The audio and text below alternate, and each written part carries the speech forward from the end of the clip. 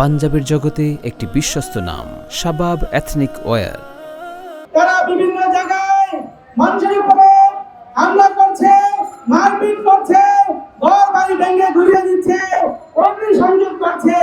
কোন কোন ক্ষেত্রে বিরোধী প্রতিপক্ষকে ভোট দেওয়ার কারণে, এজেন্ট হওয়ার কারণে তাদেরকে ধর্ষণ করছে। আমরা মনে করতে চাই এটি নব্য ফ্যাসিবাদের প্রতিধ্বনি হিসেবে আমরা দেখতে চাই।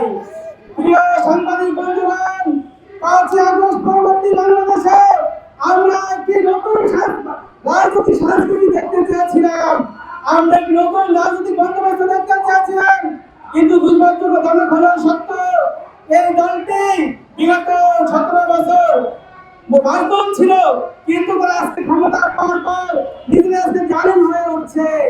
এটা বাংলাদেশের জন্য, বাংলাদেশের রাজনীতির জন্য একটি আসল সংবাদ হিসেবে আমরা দেখছি।